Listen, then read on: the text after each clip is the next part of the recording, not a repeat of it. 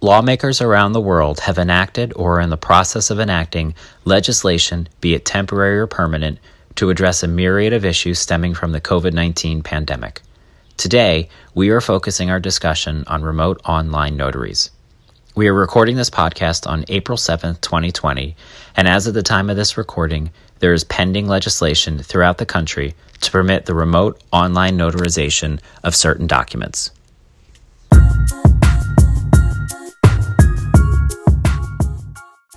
Welcome to the Digital Planning Podcast. This series is designed to educate individuals about all things digital in connection with estate planning, business planning, and estate administration. To keep up with all things digital, please subscribe at iTunes, Stitcher, Google Play, or wherever you download your podcasts. And now, Jennifer Ziegel, a partner at Kleinbart LLC, Ross Bruck, a principal of Estate Genie, and Justin Brown, a partner at Pepper Hamilton LLP, with today's topic. Welcome to the Digital Planning Podcast. This is Justin along with my co-hosts Jen and Ross, and we are here today with our dear friend Karen Farner, an attorney at Heckscher, Teon, Terrell & Sager in Conshohocken, Pennsylvania. Kim is a fellow of the American College of Trust and Estates Council. She is the chair of the Technology Committee of the Probate and Trust Law section of the Philadelphia Bar Association, and she is a member of the Council of the Real Property, Probate and Trust Law section of the Pennsylvania Bar Association. We're so happy to have our friend Kim here on this podcast. Kim, welcome to the Digital Planning Podcast. Thank you, Justin. I'm delighted and honored to be here and to talk with you about today's topic. In the wake of the coronavirus, there has been a lot of activity going on throughout multiple states in the country dealing with remote online notarization and some of the problems and pitfalls that have arisen as a result of our inability to see clients. So, Kim, we wanted to have you on today to talk about the status of some of these laws and to kind of give your thoughts and share your expertise with us on this topic. Before we dive into remote online notarization, Kim, can you tell us a little bit about yourself? I'd be happy to. I guess the first thing I should tell you is, in case anyone is listening and heard that I was introduced first as Karen Farner, and then you continue to refer to me as Kim, it's because Kim is my nickname. So for those wanting to find me, it would be easier to find me through the name Karen Farner, but my nickname is Kim. I am, as you said, currently counsel at Heckscher, Teon, Terrell & Sager, and I concentrate in trust and estate law with over 35 years experience in the field. And I've written a treatise on Pennsylvania trust law related to the Pennsylvania Probate Estates and Fiduciaries Code. And as a fellow of the American College of Trust and Estates Council, I am a member of its Committee on Digital Property and a frequent lecturer on digital assets. Thanks, Kim. How did you become interested in technology and the estate administration and estate planning practice? You know, it's interesting. I've always been interested in technology. I've had friends who were in the field from a non-lawyer standpoint, and I've enjoyed the progress of acting in the business world through electronic means, from the days when we had what we now call snail mail to the days when we had hand deliveries, to the days when we had faxes, and then to the days when we have, as now, electronic mail. I've always taken courses on computer programming. I was an earlier user of the bag phone and car phone, as well as the old portable compact computers that were issued in the 1980s, transporting it to board meetings to take minutes.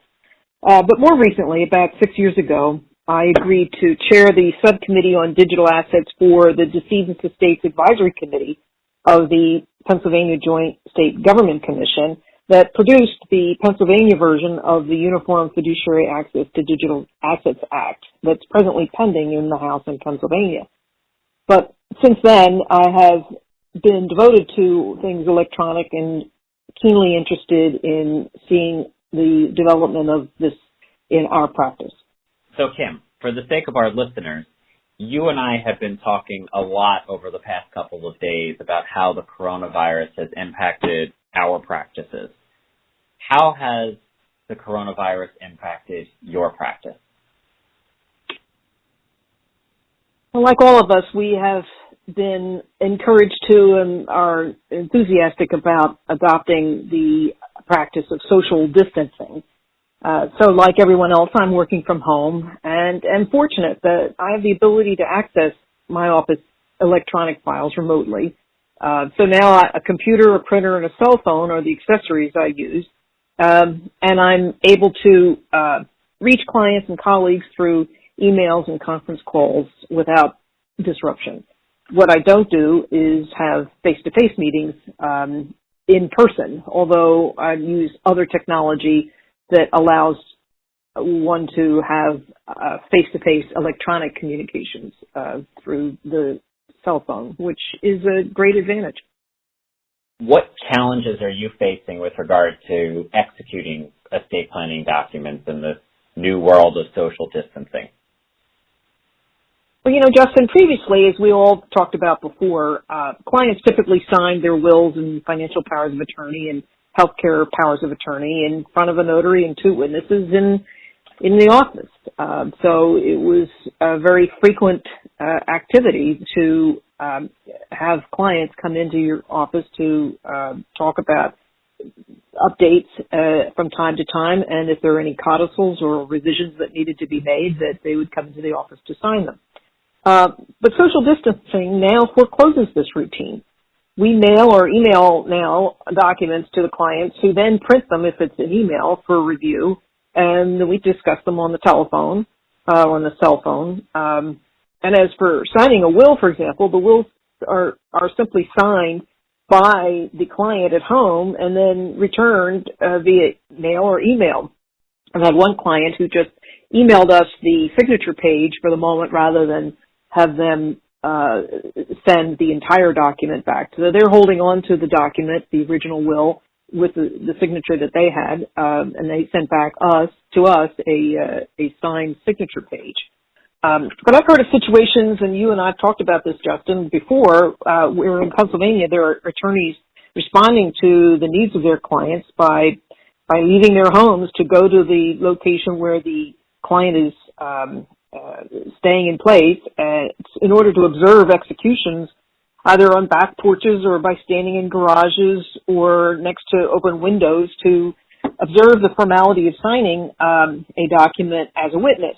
And some lawyers have even conducted what are now being called drive-by executions of documents, where the documents are held out of a car window or left in the trunk of a car for someone to go to and sign. So it's a tragic truth that the formalities of execution in person are very limited, very impractical in many cases, if not impossible, but now include the concern about social distancing and disinfectant wipes.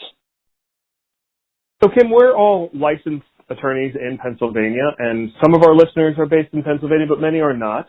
And I was hoping we could just do a quick run-through of some of the formalities. Can you talk about what the formalities for executing a will in Pennsylvania involves? Well, Ross, the good news is that Pennsylvania has a very simple process for the execution of a will in order for a will to be valid, and that is that it simply needs to be signed at the end by the testator.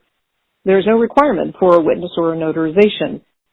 There is a practice made by some attorneys to have the testator sign the will in front of two witnesses and a notary, which is really designed to provide a convenience for the probate of the will later on. Thank you, Kim. And what are the requirements for executing powers of attorney in Pennsylvania? Are there differences between financial and healthcare powers of attorney?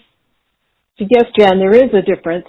With respect to financial powers of attorney, there's a strict requirement that the individual granting the power of attorney, called a principal, signs the power of attorney in front of two witnesses and a notary public. There is a convenience that is allowed by statute to permit a lawyer to serve as a notary for the signing by the principal and the two witnesses, and then the lawyer then goes back to a notary public separately to have that signature and those signatures notarized. With respect to healthcare powers of attorney, yet again, the statutory requirements are unique, and unlike the case of a will, which doesn't require witnesses at all, and unlike a financial power of attorney, which requires two witnesses and a notary, the healthcare power of attorney simply requires two witnesses and does not require a notarization. There are other aspects of who may be a witness in that instance, but for now, the distinction to be made is that there are two witnesses required for a healthcare power of attorney. So, Kim, it sounds like for Pennsylvania wills can just be signed. They don't need to be witnessed or notarized, but powers of attorney need to be witnessed and notarized in addition to being signed. And healthcare powers of attorney do not need to be notarized. Is that correct? Yes, they do not. The healthcare power of attorney does not need to be notarized. So now that we are in this world of social distancing, a lot of estate planning attorneys have run into the problem that we can't physically get notaries or witnesses out to our clients in order to execute documents. So can we just do electronic signings of all of our documents? Well, I wish we could, Justin, but the short answer is that the law in Pennsylvania allowing electronic signatures expressly excludes wills, codicils, and testamentary trusts.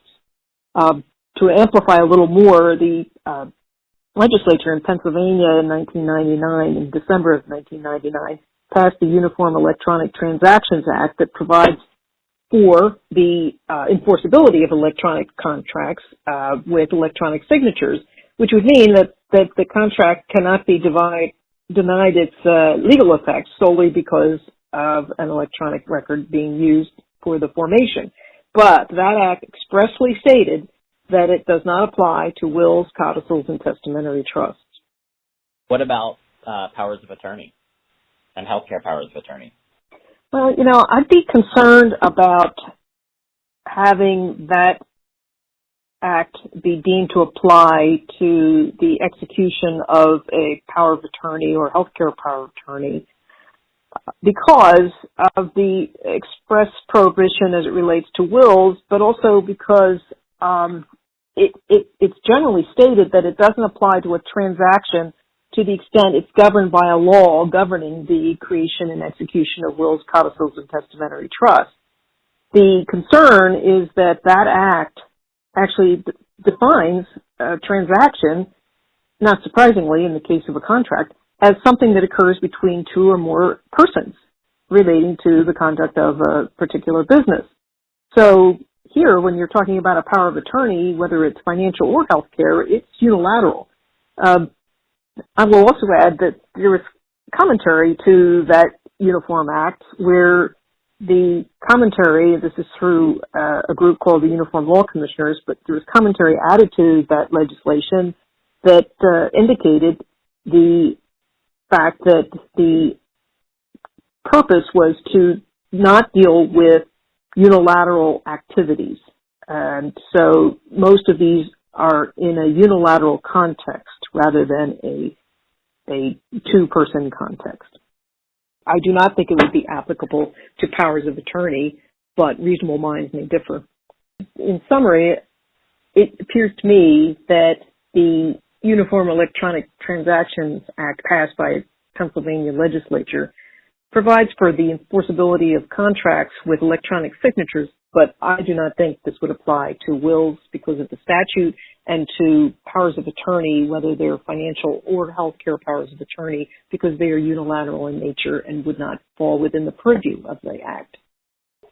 So, Kim, based upon Pennsylvania law, we've kind of concluded that individuals should not sign their wills or codicils or testamentary trusts by electronic signature, and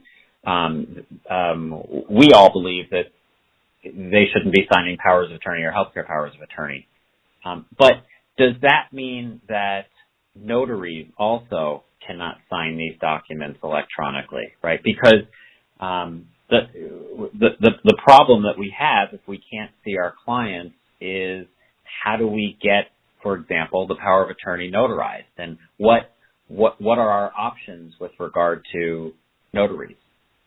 It's a very tricky road to navigate, Justin, but the Pennsylvania Notary Act requires that if a notarial act relates to a statement made or a signature executed on a record, the individual making the statement or executing the signature shall appear personally before the notarial officer.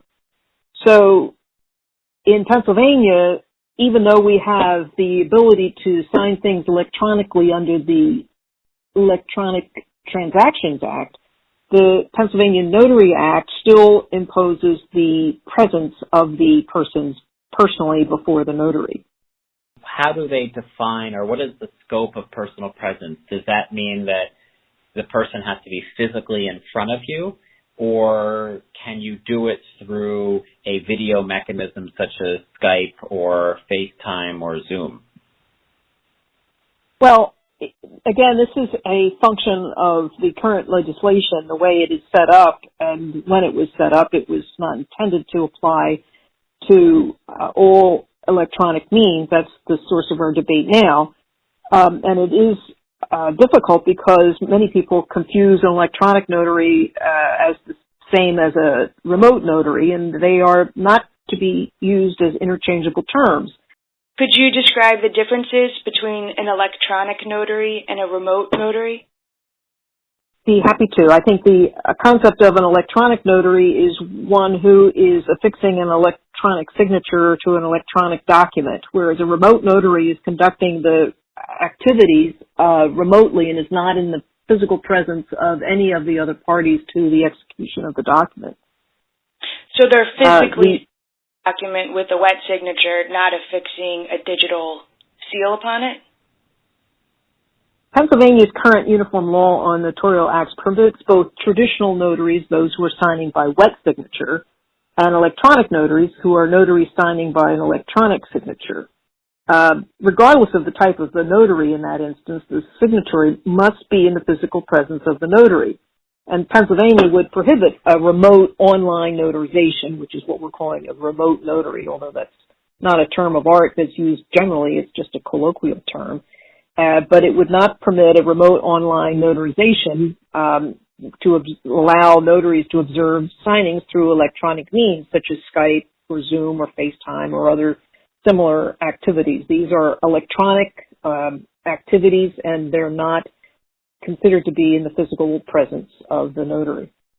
Right. Now that's currently the legislation and in place, but there is pending legislation in Pennsylvania that would widen the ability of notaries to transact business remotely and digitally. Could you describe a little bit about the pending Pennsylvania bill?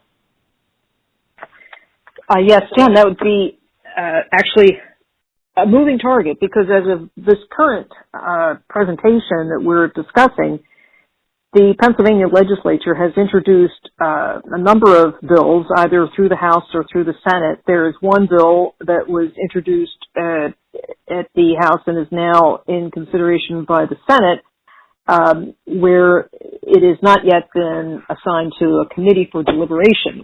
That bill would allow the physical presence requirement of the Notary Act to be satisfied through a means of through an electronic means. Now, does that cover testamentary documents, wills and trusts, powers of attorney? I don't think it does, because what it is designed to address is the concept of a notary public being remote to the activity, and it doesn't deal with the other act that we talked about earlier, the Electronic Transactions Act, so that the fixing of an electronic signature is not something that is addressed by the current legislative bill in the case of wills or estate planning documents. The notary public in the pending bill simply requires that the notary have personal knowledge or be able to identify the person whose oath is being taken, and allows them to do this facilitated by communication technology, which is a defined term in the pending legislation. But it does not directly apply to the concept of a will or a power of attorney, other than the notary can be using a communication technology to fulfill the notary's act, but that doesn't solve the issue needed for the two witness requirement and to have them be signing in front of each other. No legislative bill is perfect, and this is being done in a time when there is lots of confusion around the parameters of what is needed given the coronavirus social distancing requirements. But is there any areas of the bill that you could see that might be ambiguous or cause some confusion that will play out over time? Well, I think there might be some general confusion, Ross, about whether it applies to all documents or whether it applies to only documents that are other than wills and powers of attorney. I think, as we discussed, the wills and powers of attorney have special requirements by another provision of the law, and this notarization law, this pending bill that is regarding notarization, just deals with the notarization aspect of the execution. It doesn't deal with any of the other aspects of the formalities involved.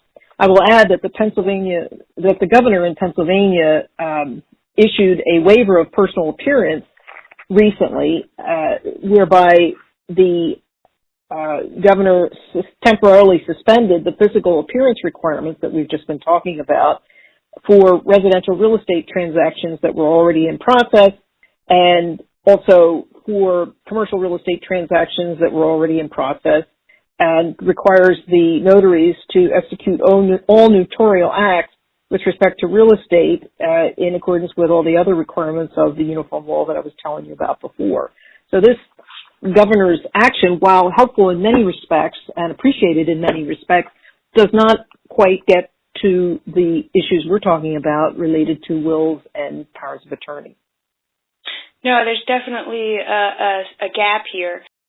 Going back to Governor Wolf's order regarding suspension for in-person notarial presence requirements, I'm assuming the executive order is temporary. Is that correct, Kim? Yes, that's right, Jen. It is temporary. The governor issued a temporary suspension of the physical presence law for certain real estate transactions. Has there been any subsequent announcement regarding estate planning documents? Yes, Justin. The Department of State in Pennsylvania has requested and received a temporary limited suspension of the Pennsylvania notary statute regarding physical presence of notaries in connection with certain estate planning documents. I would like to point out parenthetically that the question is been asked whether or not this is a proper function of the legislative branch or the executive branch, since notaries are given their authority by the statute that we've talked about, which is the revised Uniform Law on Notarial Acts. But in the context of a crisis that we're facing, it is likely that the provisions of another statute in Pennsylvania would apply, where the governor may issue executive orders to meet the dangers of the Commonwealth and its citizens when facing disasters.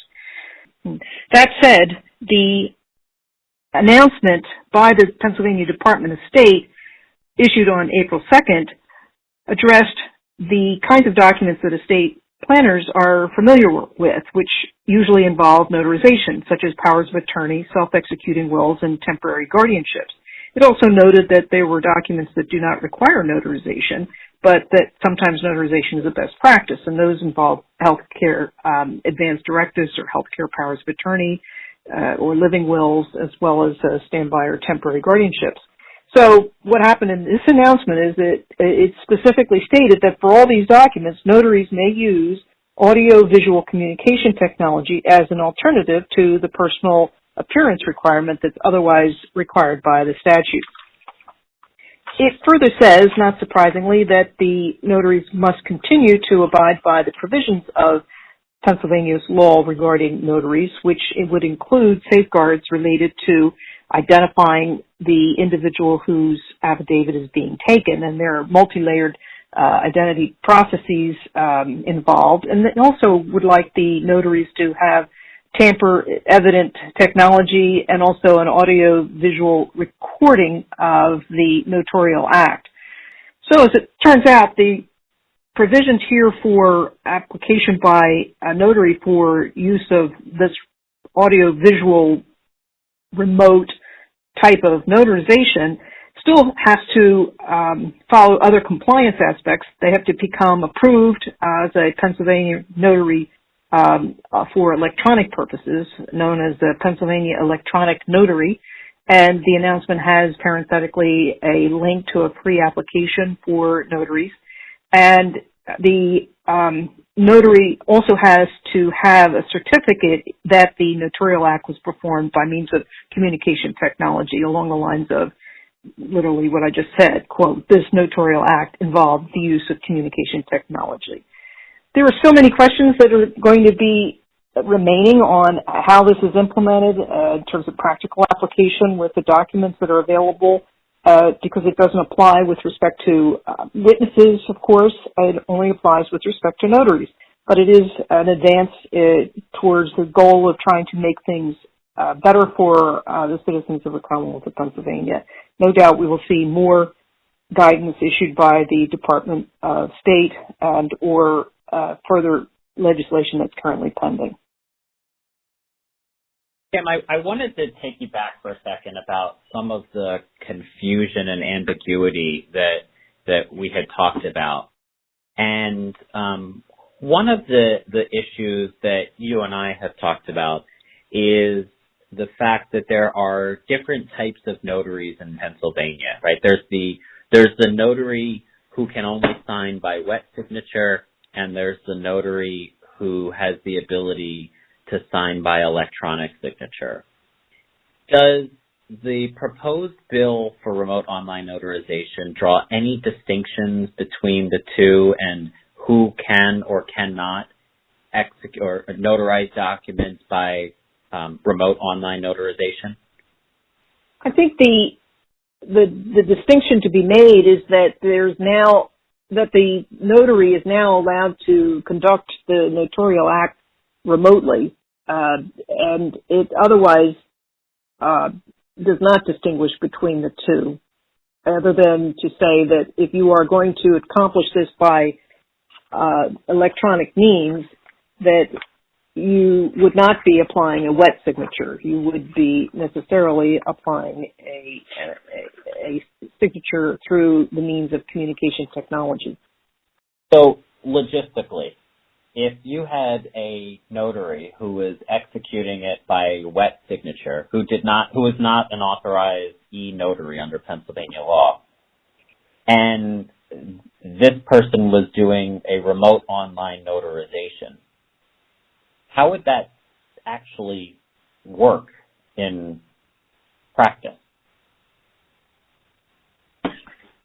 Well, I think that's the million-dollar question, Justin, because we don't know exactly how these are going to work in practice. This is a new territory for everybody.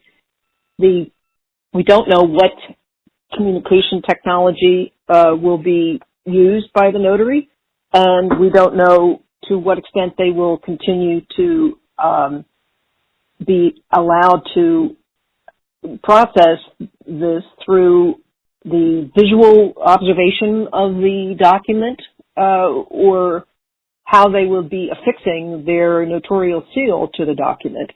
For example, if you have one person in one location, the let's call it the principal under the power of attorney, wants to sign this document and has it in his presence in his home, and if the notary is using Zoom as a way to observe the signature being made by the individual, the question is, if the witnesses are in yet two other locations and they're also on Zoom, what are they signing? Are they signing, their own copies of the document, and the notary affixes a seal on the notary's copy of the document, and then they go somewhere for assembly? We don't know how that's going to work. Now, does the notarial seal done in this manner have to have anything specific? Yes, Jen. Actually, all versions of bills that I've seen provide that there be a statement that is substantially saying that the notarial act involves the use of a communication technology. Now, are notaries required to record the transmission of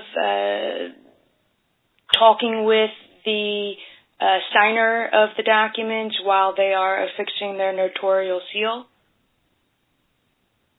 Yes, and in fact, that's another aspect of this bill that is not yet clear in its implementation and depends a great deal on what technology is being used by the notary. But there is a requirement to maintain a copy of the recorded electronic notarization for a period of at least 10 years. Thank you for joining us for part one of a two-part series regarding remote online notarizations with our guest, Kim Farner. Please join us next time where we continue the discussion. Thank you for listening to this episode of the Digital Planning Podcast, the podcast designed to educate individuals about all things digital in connection with estate planning, business planning, and estate administration.